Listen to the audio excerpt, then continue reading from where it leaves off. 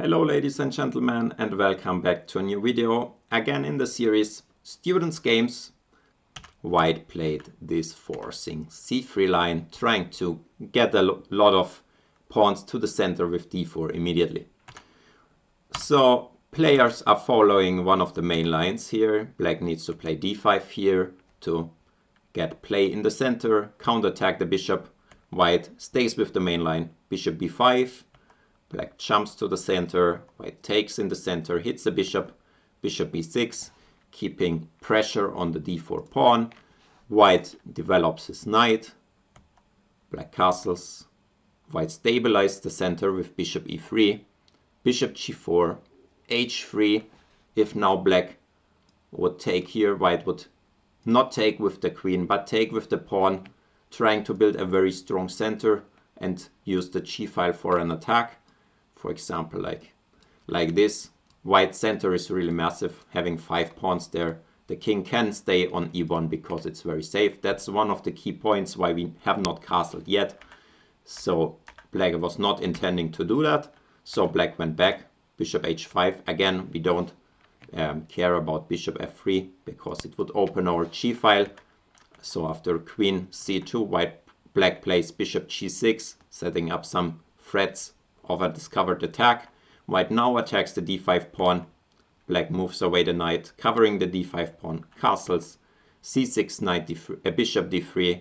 It's all pretty normal till here. And now black decided to play something which I have not seen that often, which is knight takes on c3. I would feel a bit of relief here as white because black is exchanging his very strong knight from the center. And I think there was no rush to do that. So white is in general happy to get rid of this central knight.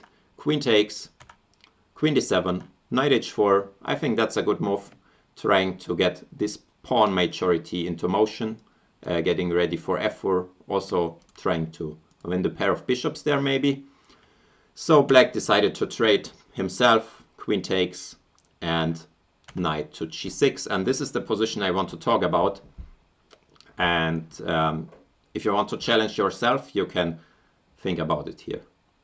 So what are your options? How would you play? So first, let's say the move in the game, it was quite good, and I think even the best, which was knight f5, bringing the knight to this great square. Then later we can follow up with f4 and really get our pawns into motion. And this knight is a bit sidelined. However, I want to show you an alternative plan because we will see the game anyway, and there are some downsides to the game move from a practical point of view, in my opinion. So, have you found any alternative to knight f5? Yes, there is one. Knight takes g6. So you might ask, isn't this too simple? Why do we exchange so much, and how do we want to win the game after that? So my argument for this is that black is just really out of counterplay after this move, and the game is way simpler than in the game. Let's have a look. So black has 2 ways to take, and both have their downsides. So let's start just with h takes. In this position, let's ask the question, how is black getting his counterplay? Will he play c5? Will he play f6? And I think the answer to both is no. He won't do that. And he will basically never do that. So why is that? So this f6 move, which is very, very typical and usually good, it doesn't really work because we created this doubled pawn and the g6 pawn will either drop or be very weak.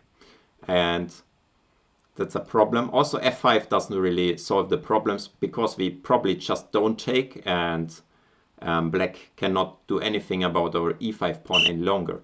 So this f6, it has become very shaky or unrealistic for black because his king is lacking support, the g6 is weak, and so on. So there is no counterplay with f6, and on the other side, there's just no counterplay with c5 because whenever black threatens to push c5, we can try to prevent it with rook c1. And even if he manages to play c5, we can just trade, and black is left with this d5 weakness, which also favors white. So in general, I think black is having no counterplay, and white can slowly build up, for example, trying to create weaknesses on the queen side, trying to expand on the queen side, trying to maybe also expand on the king side. White is having a lot of plans. White just needs to take care not to do things too fast and to over push, but white is playing without any risk. So let's quickly have a look at knight takes g6, f g6 as well, but the story is basically the same.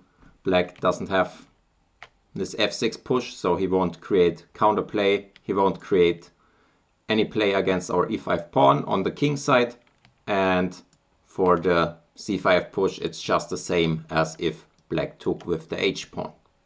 With the game move there is more risk, there's also more chance to gain a bigger advantage, but if you want no counterplay, I think knight g6 is the move.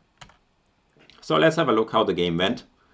Knight f5, f6, very logical, trying to challenge this e5 pawn. White very logically played f4 defending, and now black played rook e8, and in my opinion white lost the track a bit from here, not knowing exactly how to improve the position. And if you want to challenge yourself again, you can think about this position, how would you continue with white. I have a clear favorite move here, and we will dive into it. So I really like g4 here, as it really stabilizes this knight and allows us to always answer this capture with this capture, and we keep this very flexible pawn mass here, and this gives us great attacking chance. Also this knight is just excellent, and in general when I studied those Italian positions, my conclusion was that the white pawns on the king side, they are more dangerous than black's pawns on the queen side. Also, one key thing to understand why g4 is not too weakening for our king is that we have 4 pawns on the king side and black is just having 2. So even though we push our pawns a lot, our king is still pretty safe, because 4 advanced pawns, they are still guarding our king, maybe we can say equally good as 2 pawns which are staying there behind. So we are not having really any troubles with our king safety here, and we have a lot of space also. So that's already it, what I wanted to share about this game. So white can really play this move quite early, because the king is not really getting into danger and we can always keep the pawns flexible. Let me show why I think this is so important to you. So let's follow the game a bit. There was king h1, not a bad move of course, and white maneuvered around a little bit, but after bishop d2 black finally took here. And without having g4 played, we of course cannot take this way, which I prefer so much more, and we need to play this way. But now black has a great blocking square here, and in such positions I think it's sometimes very hard to really get the pawns rolling, because we have no f-pawn and no rolling pawn mass. The pawn islands are split, 2 are here, 2 are there, and it's not that easy. Of course white is still fine, but white got a bit outplayed from here. So if you want to keep your pawn chain and take this way, which I recommend, try to stabilize this knight on f5 early, so that you can always take with the d-pawn, not needing to be afraid that this knight is dropping, and we really need to take with the f-pawn not to lose the knight.